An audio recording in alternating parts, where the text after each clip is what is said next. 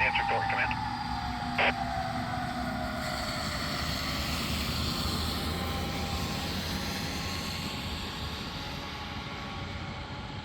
Can't take Command. Actually, Thornton Command, can you repeat your message?